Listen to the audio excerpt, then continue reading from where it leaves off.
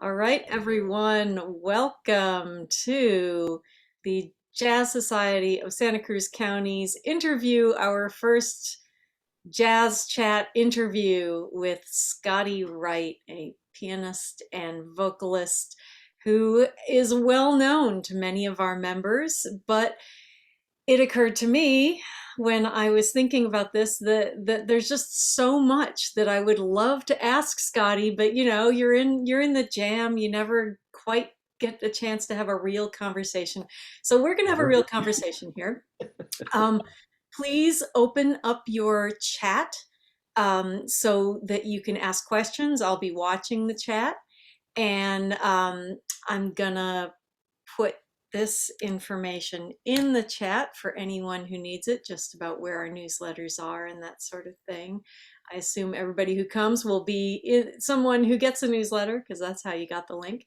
Um, and we'll just talk about jazz and life and find out more about Scotty and music. So welcome, Scotty. How are you today? Life is good. I'm so glad you're all here. Happy New Year. And Happy thank New you for Year to joining you us. too. I'm very happy to have you here.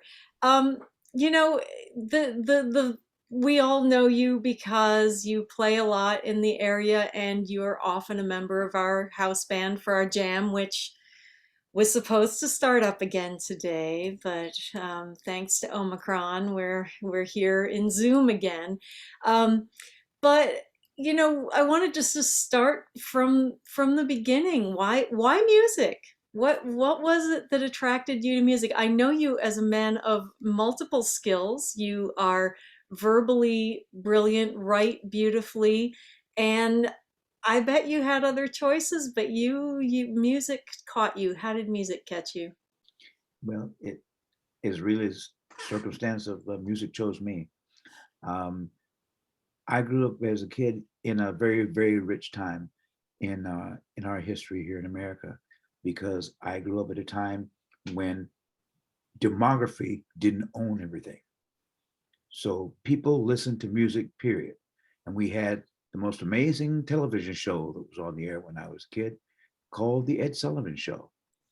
And on The Ed Sullivan Show, you got a chance to hear Richard Pryor do comedy. You got to hear Sam Cooke sing his soul. You got to hear Maria Callas do an aria for her. Laurence Olivier would do a soliloquy. All this stuff was shown on that show. And you got to see jugglers and Topo Gigio, the little mouse puppet, and all this stuff. It was great. We didn't segregate entertainment. We just listened to all of it. And in that hour show, you got to hear everything.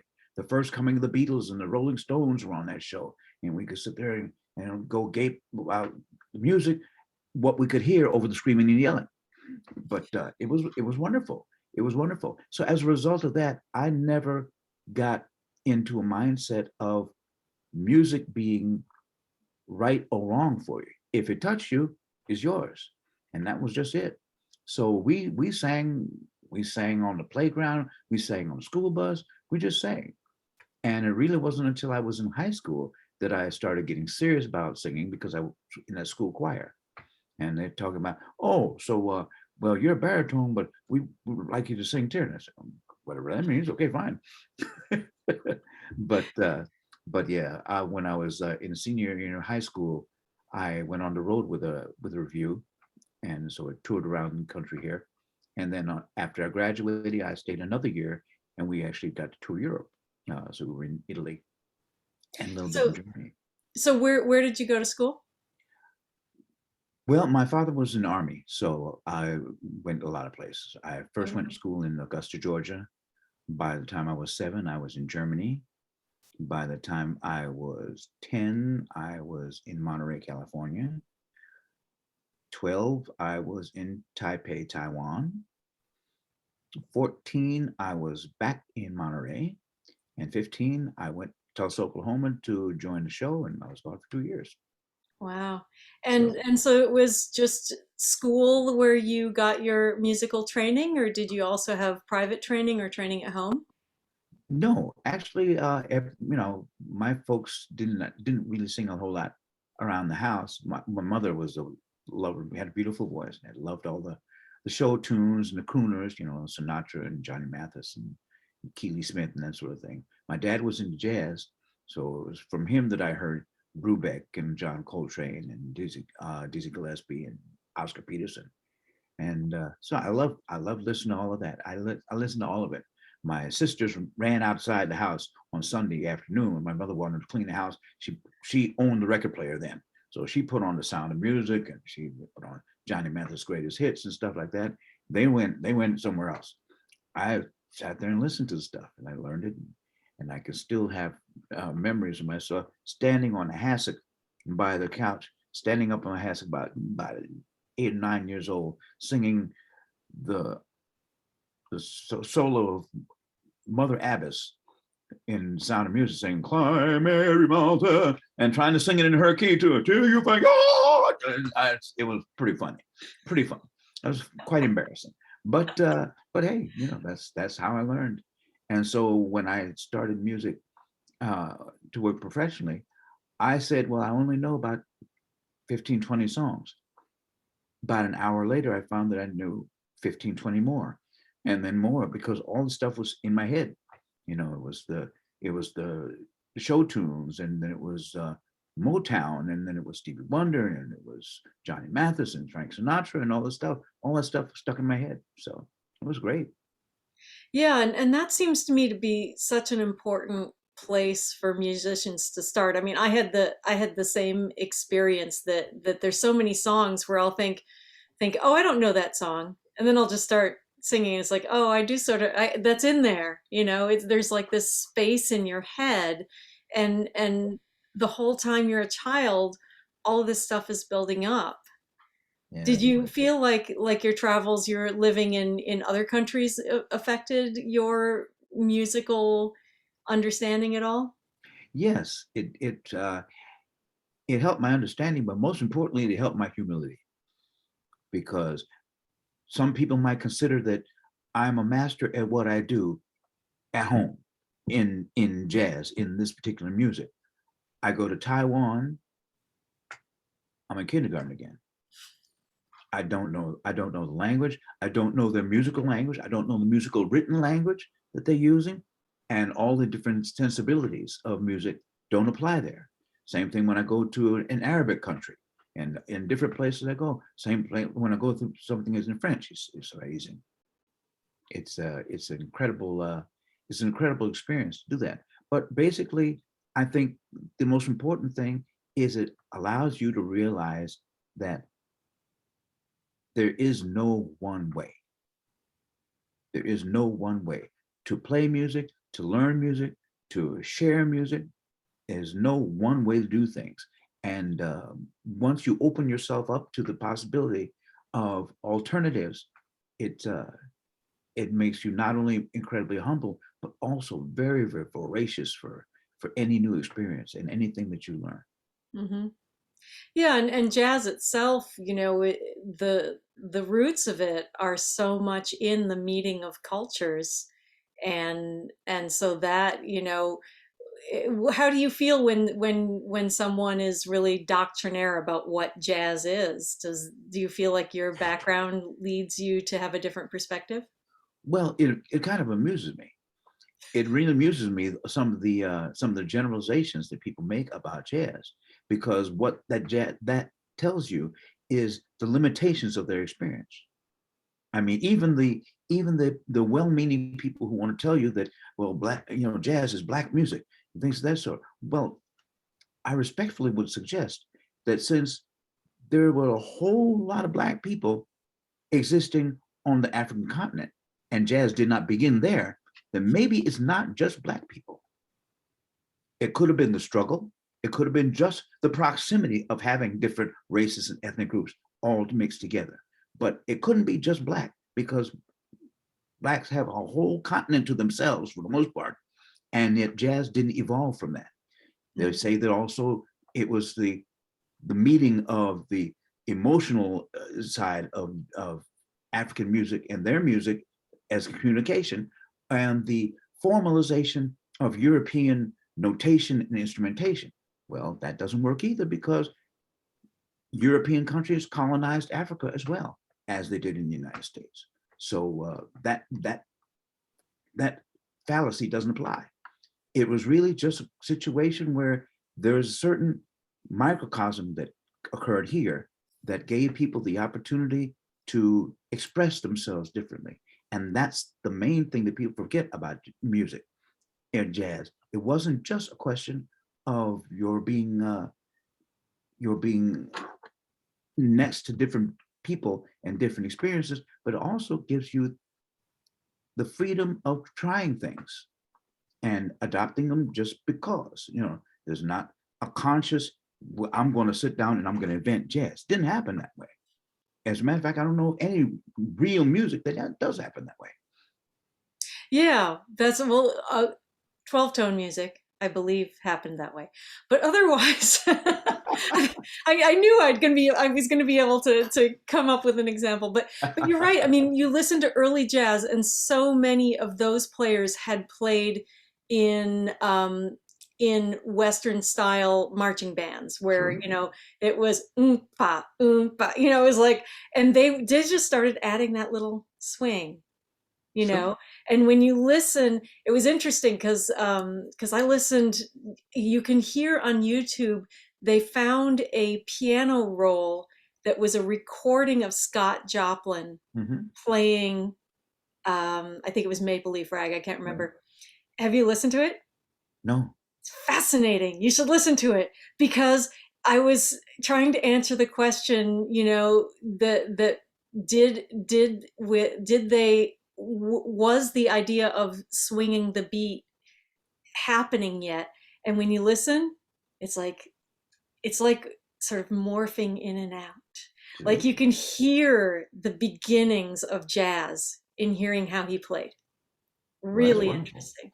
It's interesting because what happened is for for a lot of people, the the concept of swing was something that actually was beginning with the marching bands in the music that the Sousa was writing, because he wrote with a kind of pep to the step, so to speak, for the marching band. But his notation of it at that time was to write an dotted eighth note with the 16th. In other words, cutting the beat into four pieces, so it was 3 and 1. Whereas the swing that we tend to notate now is actually working with the eighth note triplet, so it's 2 and 1. And it didn't really seem to be that big of a difference until you really try to swing it, and then you realize there's something different there. Yeah. So with the marching band, it can't be a triplet thing. And as a result, you do this sort of thing. And if you move fast enough, you might think that it's close to being the same kind of swing thing. But as you slow it down, you have to be a little more precise in your marcation. And yeah, it's the beginning of the evolution there. But as it became more commonplace for people to play the swing and relax that beat, then it became a situation where, okay, this is not dotted A16. It is not. It's some other hybrid, but it doesn't quite sit right. Yeah. Yeah, and that's the whole basis of the feeling of when it became a whole new music, that it's so interesting to play. I really love late 19th century and early 20th century popular music that's, very, and I don't mean this in the 60s sense, it's very square, musically Mhm. speaking. Sure. And see how that was coexisting as jazz was developing. And then you look at popular music suddenly in the 30s, and it's like this wave overtakes the music, and that sound has affected music forever, and all over the world. And it's interesting you mentioned Africa, because of course now jazz is everywhere. So it's moved, it it percolated here somehow and has moved outward and affected everyone. And it's wonderful that way too. But I think the thing that's so special about it that we can never forget is that as soon as you find a particular music style or genre, and you identify it and you say, this is this. As soon as you do that, it changes. Yeah, and that, It will change it because see, when you're playing music, for instance, marching band or so-called classical music or something like that, you play it as it is, and then you push the envelope a little bit and try a little variation. You're making a variation on classical music. You're making a variation on martial music. That's fine. But once it becomes called something else, it calls ragtime. If it's called swing, if it's called bebop, then you're pushing against that sensibility. And it's already just changed just a little bit. And every time it's going to become something different. I mean, it was kind of embarrassing when back in the 60s, where musicians from Brazil would always say that jazz only has two different beats. There's ding, ding, ding, and their so-called Afro-Cuban beat. And then they try to add a so-called bossa nova beat in there. And they're all very, very jazzish things, but it doesn't work. And it doesn't feel right. So it's very true. Listen to some of the early drummers of the 50s and 60s try to play rock or funk. It's embarrassing. Truly embarrassing. I mean, great drummers never played it right, So it took some of the people who were coming from soul and R&B and funk to kind of ease in the jazz. Then they start playing with a vocabulary that made sense to your feet as well as your ears. It was mm-hmm. good. And so just to wrap up our little tour through jazz history, you you are living in this time where we had the sort of bebop revolution that sort of tried to explode jazz, and then we had the whole tension with, say, the new more conservative, let's go back to the old way of doing things, and then you also had the fusion people, and you have it's just blown wide open now. What do you think about what has happened with jazz, and is it, what do you feel about this continuing the old traditions but also acknowledging the new things that have happened? It was back in the late 80s, early 90s, where the same question was posed to Wynton Marsalis. And Wynton Marsalis, as you know, has been very vocal about his opinions, and people have been in different camps, those who agree with Wynton and those who really feel he should shut up. But Wynton said something that I never forgot. He says, 200 years from now, what we're playing is just going to be known as mid-20th century music. It's going to evolve and it's going to change. It's going to go in different ways, and it's going to be just this point in time. And that's really what it has become. When you talk about bebop, bebop came up for a reason. Bebop came up for a reason. These people had played in swing bands, and it was great because you got a 20-piece band on stage and all these musicians are working, but they are working for the dance floor. And because they're working for the dance floor, that means that they have to be locked into a certain rhythm, so that a real fast song is there and a slow song is this. Not much variation. Musicians will come up to play a solo and he gets to play 8 bars, maybe 16 bars, and that's it. And that's all you're going to hear from him for the next 3 or 4 songs, when maybe he'll get up and do it again. Bebop came up as a desire for freedom. And that's what it came from. It was freedom from the written page. It's freedom from the restrictive tempos. It's freedom for being able to stretch out and express themselves more. And as a result of that, you also came up with the cool jazz, which became freedom from freneticism of being bebop. Then you had soul jazz, was freedom from being the restrictive thing. They want to put a little bit more backbeat into it. Fusion, freedom from being stuck with just these acoustic instruments, doing that. It was always about freedom. And if music is viewed in that way, jazz or whatever style of music, you see it as a freedom from being what it was and allowing it to become what it is. And so you in your own practice, how do what music speaks to you? What do you feel in the history of jazz influences how you play?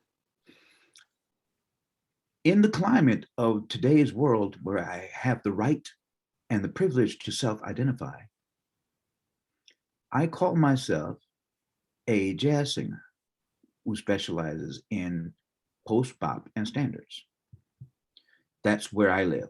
So I I'm still a person who will sing the music of Roger Hart, Cole Porter, and but also the jazz of Miles Davis and Horace Silver and Wayne Shorter and things of that sort.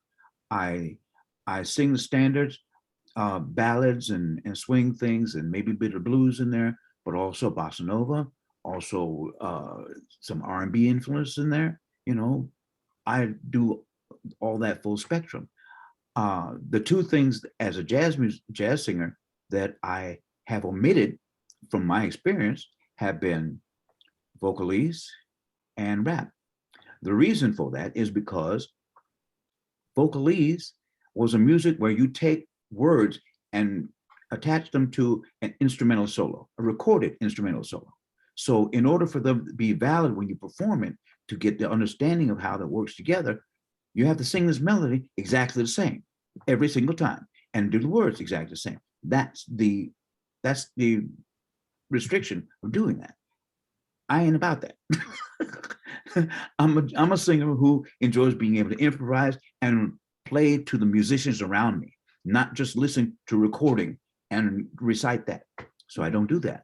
Rap doesn't interest me either when it first came out because rap was a music that was born mainly out of putting lyrics to a beat, any beat. You create your style, you create your patterns, your cadence, but that was the approach there. I consider myself more of a melodist than a lyricist.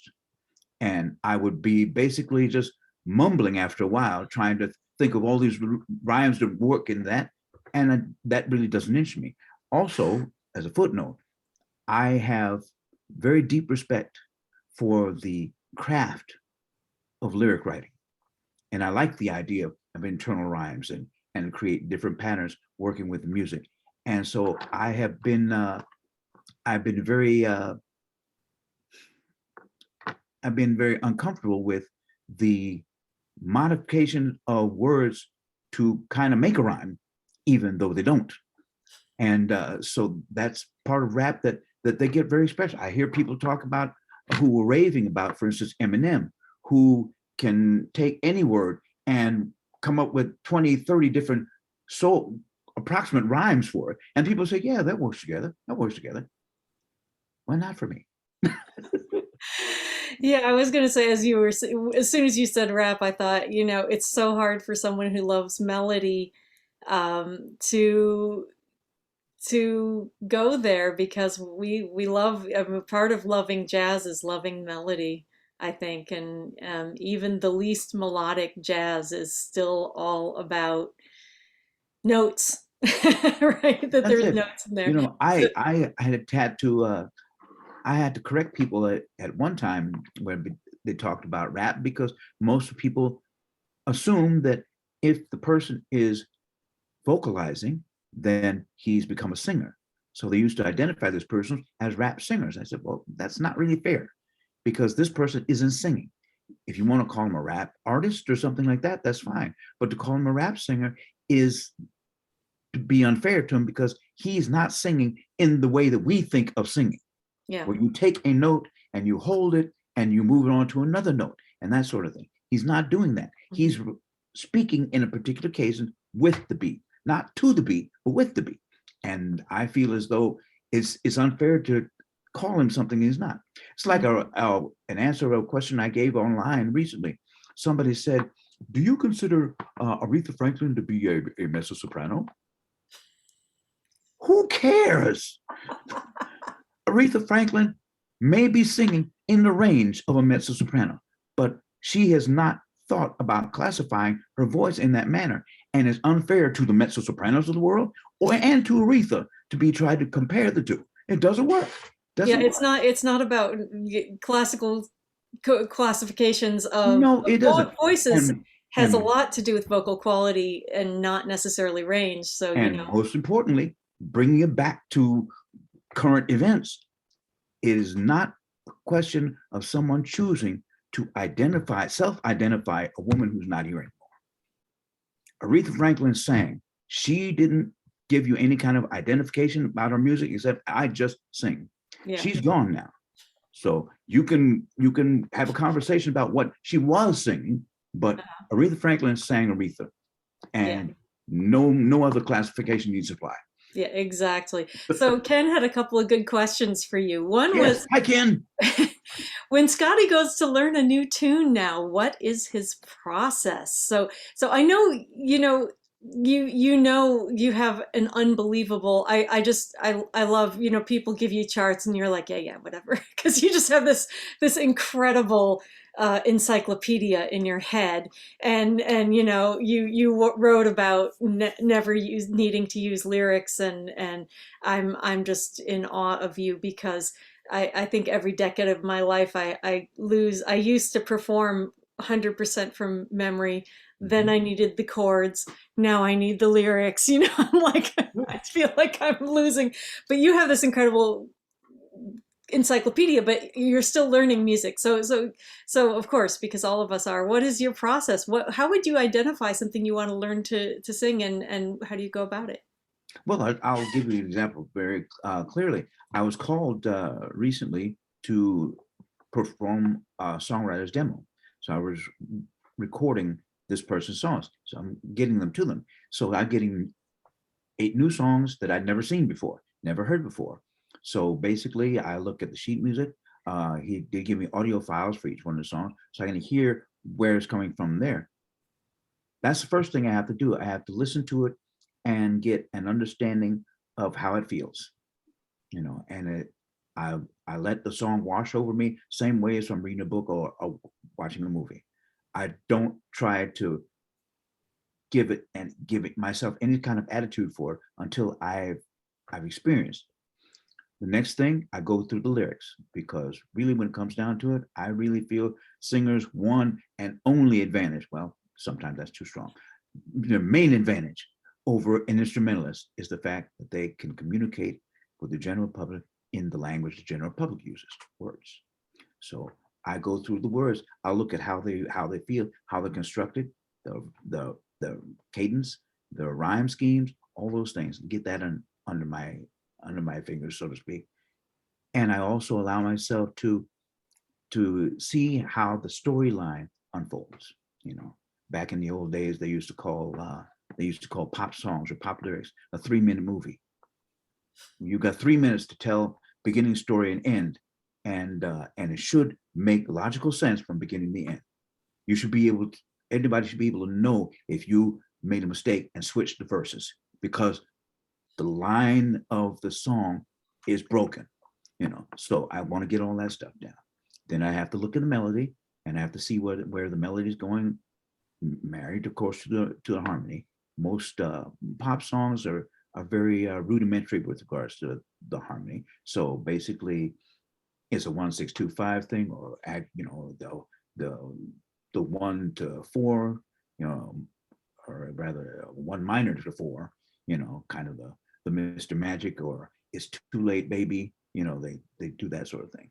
But I want to see how that's supposed to work. And then it comes down to doing the hard stuff, and that's just going over the lyrics over and over and over again, making sure that you can enunciate it properly and get the feel for that, and then just singing it. So I have tape or a disc in the car, and while I'm driving back and forth, I get a chance to listen to it. I get a chance to hear it. I have to play within my range, see where it's going to be, and there's no real magic to it. You're just doing it over and over and over again. And when you It's talk about, yeah, you practice. talk about, the fact that I have this encyclopedic knowledge, that's very kind, but that encyclopedic knowledge comes from spending days and say, oh, I haven't sung this in a while. And I'd run through the lyrics and I'd run through the melody and I get an idea what the chords are. That's the only way that I can keep them there. Yeah, I can't pull up a song that I haven't played in 30 years and just bring it out in total recall. Doesn't happen. No, but so how long when you're actively performing and you know you have several gigs a week, how much rehearsal do you do during the week? Well, rehearsal seems to be such a nasty word for most people nowadays. I mean, you used to get together after a gig to just go play and work through things, and it doesn't happen anymore. Nowadays, people want to make sure that they actually get paid separately for rehearsal. You can't say, "Hi, you do this show for X amount of dollars, and we'll have a rehearsal." Oh, yeah, fine, fine. They don't want to do that anymore. So I find that in most cases, you end up having to. I got real into writing my lead sheets and my charts and make them very explicit because I have to write them with the intent that somebody who's never seen them before can look at that chart and know what to do. The repeats are very clear. The coda is going to be great. You know, the whole format is going to be right where he can see it, because a lot of people just don't rehearse. But for me, I have to do the basics for myself. I have to go through my breathing. I have to get out of bed and figure out which voice I have that day. You know, I'm going to rumble or I'm going to be breathy. I don't know, but try to work through that. But it's always a case of being able to do it because as a singer, I have the one advantage that instrumentalists envy me for, and that is the fact that my instrument is always with me. And based on my own attitude, it's always ready. It's always ready. So I just I'm grateful for that. I can, you know, I'm stuck in traffic, but I can breathe. I can go through that thing, and I can do my little scales or whatever, or I can go through those lyrics again. I was years ago. I had a song that I kept tripping up on, and I was singing it over and over. You might recall, is the tune "Ode to Vincent Van Gogh" by Don McLean. Starry, starry night, da da da da da da. Beautiful tune, beautiful tune. In the second verse, he throws in an absolute tongue twister that hung me up. I could spend months and months trying to get that right, and I go and I get cold sweats when I try to sing it, and then all of a sudden it messed me up. And the line was, "Are soothed beneath the artist's loving hand." That Wow. was the line you're supposed to say. At that tempo, you know, and I'm sitting, it was horrendous, absolutely horrendous. But when I was stuck in traffic, here it comes again. I soothed beneath the artist's loving hand. I soothed beneath the, I soothed, trying to get it right. But it's, but So it's so always a you're challenge. always rehearsing is what you're saying. Always a challenge. You Yeah. know, and that's the thing. You know, this is what I do. This is who I am. So it's never always rehearsing. It's just this is what I do. Yeah. I have nothing else that I can be doing. You know, while I'm driving or not driving, just sitting on the freeway. So you know, my music is there. You Yeah. know, so I'm lucky in that regard. Well, you know, it's interesting. Every time I interview someone, I always have this moment of, will we have enough to talk about? I did not have that moment with you at all, but I'm like looking at the clock going, wow, really? So, you know, there's so much else that I'd love to talk to you about. Well, we'll just But have I to do it am going to again. open up to questions after I ask you this one last question. I think is a good one from Ken, and I also wanted to ask you, you know, who are you listening to? Who recommends some stuff to us? Who do you like? Maybe stuff you're listening to recently, or maybe Well, your old favorites. well, I'll tell you, my old favorites are never far from me. I have I have my playlist on my phone and on my computer. It's on constant shuffle because I want to hear everything. I have blues, I have Brazilian, uh, I have the hard bop of Horace Silver. I have Coltrane from bit to bit. I have the big band jazz. All this stuff. It's just, and all the singers too. I mean, my top three singers have been Sarah Vaughan, Betty Carter, Nat Cole, and if I really want to feel completely inferior, Jimmy Scott. I tell you. So, but I always listen to them. Now, with regards to what's going on new, I would say that the new singers that I have been checking out have been, of course, Jasmine Horn, Cecile McLaurin Salvant, and there's a buddy of mine who's been doing some really interesting things using the new technology and stuff like that. And then, of course, J.D. Walter. Now, these are wonderful, wonderful musicians, and they're doing things that I'm not ready for yet. I mean, J.D. Walter's doing the thing where he's doing the looping machines and things of that sort, and trying to get that, and he's doing some wonderful things. He's doing some expansive stuff with regards to his songwriting. Moving more away from the 32 bar 32 bar AABA kind of concepts, and becoming more expansive.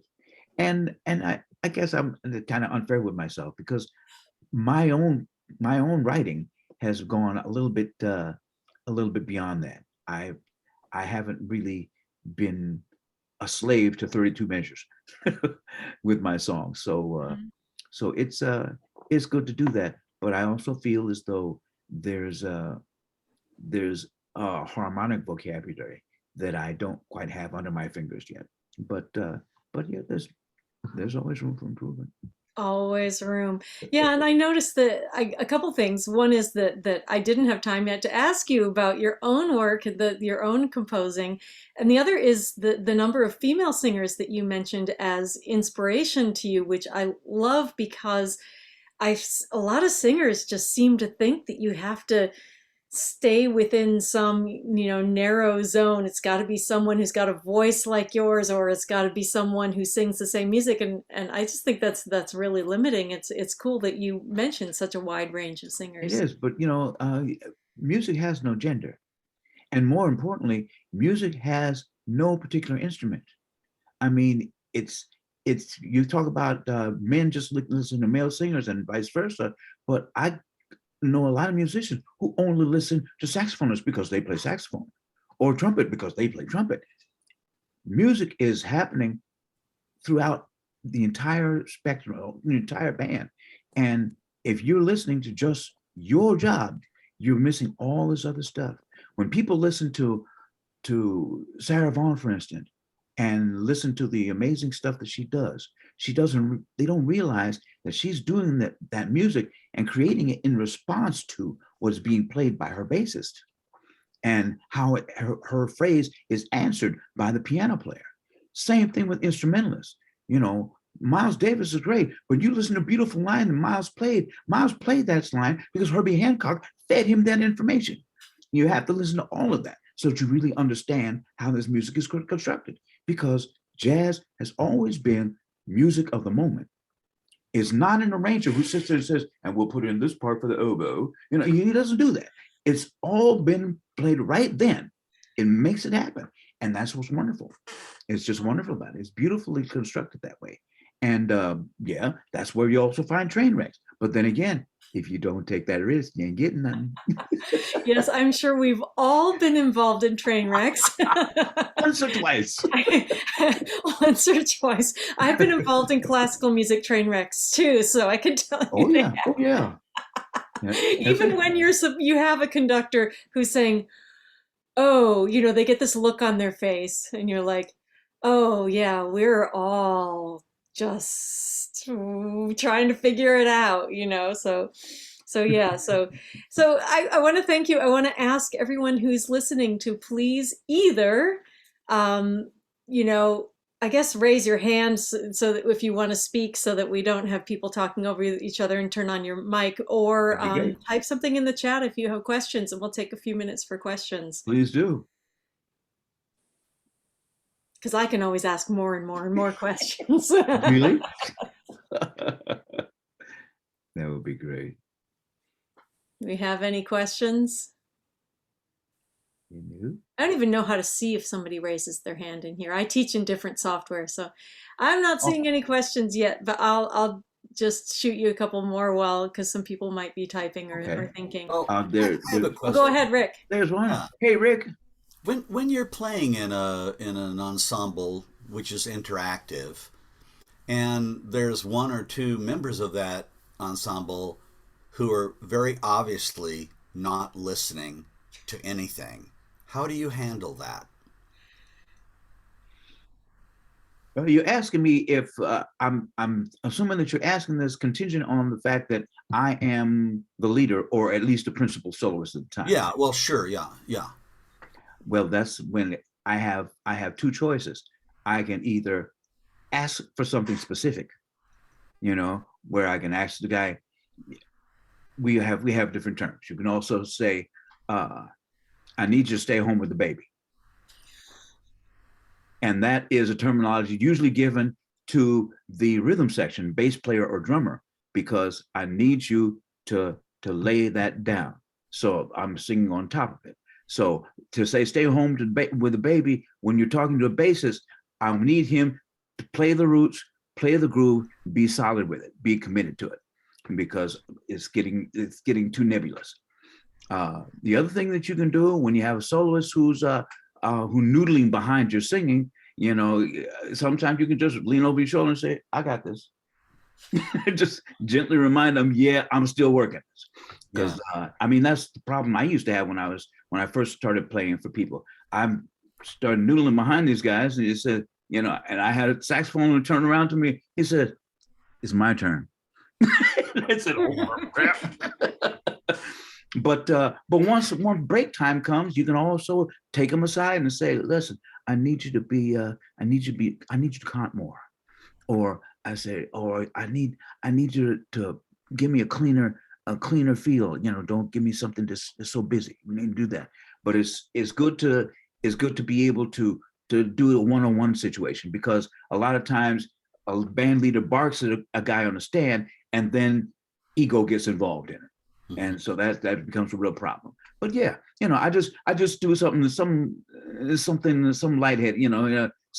They get the baby. Baby's in the bathtub by himself. Get the baby. They can laugh with that, and everybody understands it, and then it gets a little bit easier without having to step on people's toes. No, it's nice because that approach is really it's communicating, but it's not confrontive. Exactly, Yeah, exactly. yeah, yeah. And you don't want to have to deal with that kind of confrontation on stage. You have to understand, you're as a musician, you're doing a collective thing to create something for the band. But the problem is, if somebody starts digging his heels in, then you're trying to get a cyclical energy going, and it's having to skip over this one guy because he's pouting Yeah. and rev up again on the other side. And that's counterproductive. Yeah.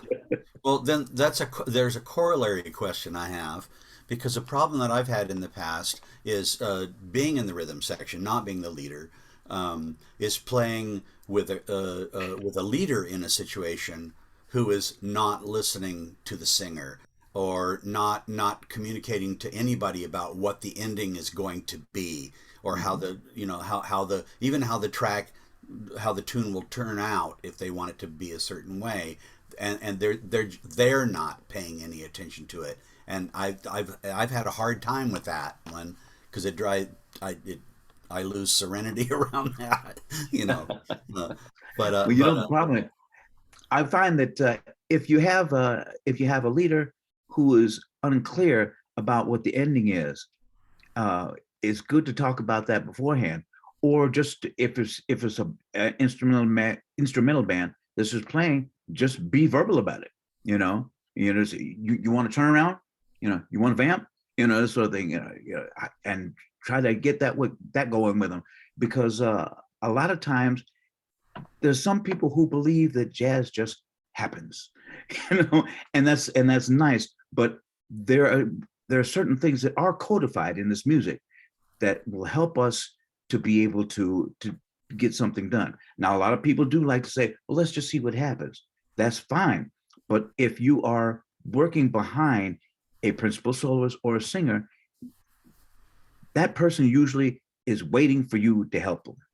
Yeah. You know, the singers usually don't know how they want to end it. They don't know how to end it, or worse than that, they don't know how to communicate it to you. You know, so it's good to be able to. I tell most musicians, look around the corners. When you are playing on a chart, you're doing a AABA tune. When it's getting to the end of each section, you got to look to see if somebody's trying to cue you to let you know what you can do next. So if you're getting to the bridge, you know, if you want to do a thing where the drummer is supposed to be going from a 2-beat to a swing, and you're looking at the end of the bridge, and the singer starts giving you to give that nod. Okay, we're gonna swing it for that nod, and then go back to the 2-beat. You get to the last A, the 30 bar, 31 bar, 32 bar, you're looking at them, see whether you're going to go back to the top, or whether you're going to go to a vamp, or whether he wants to turn around. You know, you got to see what he's got. And if you listen to him, you know, he's singing, in other words, please be true. In other words, I love you. Okay, that can be an ending. In other words, okay, that's the turnaround. You know, in other words, I love, that's the stretch. I love, and he holds back, and that's the cue for the piano player to blink, blink, blink, you know. But all these different visual cues can be there, but you have to be looking for them. I always tell singing students, a song is not going to end until you cue it. And a song is really never going to end if they can't see your cue. You know, because usually, in other words, blip, that's not enough. In other words, I love you. That they can see. But if you just, in other words, that's not going to get it done. You got to be clear about it. In other words. In other words, you know, Scotty, I have to tell you, the first vocal jazz class I ever took, there was a great piano accompanist who I gave her a chart with a fermata in it. So she gets to the fermata and she just sits there. And I'm like, and she's like, you put in a fermata, I'm waiting for you. I was like, oh, yeah, I guess that is my job, isn't it? So, all right. Any other questions before we just open it up to general chatting? I want to thank Scotty so much for this. There's a bazillion questions I haven't asked, so that's all right. So we'll just have to do it again. You will have to do it again. And thank you all for coming and for your questions. And I am going to stop the recording so we can all just freely chat. Thank you, everyone who's listening online. Thank you so much. Thank you. Enjoy your day. Yeah, Scotty.